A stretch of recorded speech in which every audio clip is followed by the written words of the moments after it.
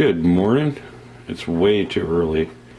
It's Sunday morning about 4:30, and I'm working on this 50 caliber smoothbore that I got a few weeks ago. It's got the typical problems these older guns have. The forend up toward the top of the barrel trough is split, and you can see it's repaired. It goes full length. Planer block had to be used, and then also the inletting for the lock was oil rotted and cracked. That's pretty typical. That piece right there had to be replaced. It was all burnt back from the percussion caps. All this looks really shitty right now, but I'll be staining it dark so you won't be able to tell. Some of the other problems that occur on these guns, the holes for the barrel pins get overshot with the drift punches, and they tend to open up really wide, so those have to be plugged with new walnut and epoxied and re-drilled so they're smaller, so they don't look so open.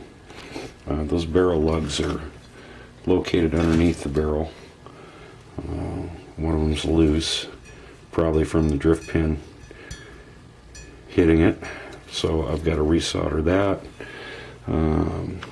Like I said, this barrel's 50 caliber smoothbore.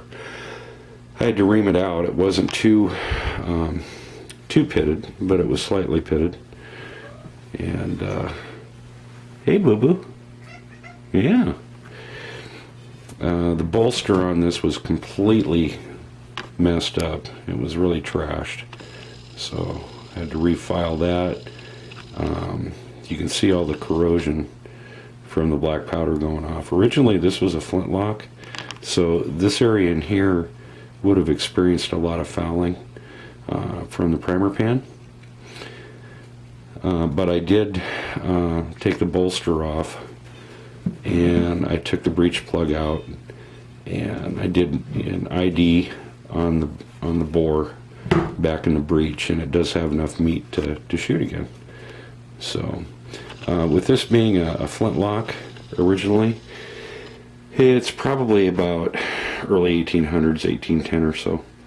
So what I'm going to do, because this has got full length splits on it all the way up through the forend, I'm going to glass bed the entire trough, because that wood really does get thin toward the top of the barrel trough. It tends to split. So I'm going to encapsulate the whole thing in bedding epoxy after I dress all the splits, and that'll keep it in place, hopefully for the rest of its life. More atypical problems with an older gun being the conversion. This is the percussion lock, and it was pretty rusted up, although it's really functional. I didn't have to replace any of the main springs or the secondary spring. The hammer was not in the right position, so I had to heat that and bend it, and in the process the color case, or the case colors, came back on the steel, which is pretty cool. So that's what I'm doing this weekend. I'm going to be glassing that barrel trough and getting it set up to throw some dye on the wood.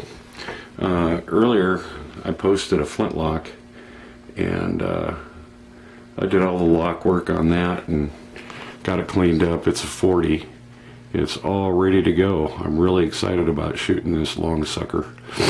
I think it's going to be really accurate. The lock turned out nice. This gun was in phenomenal condition.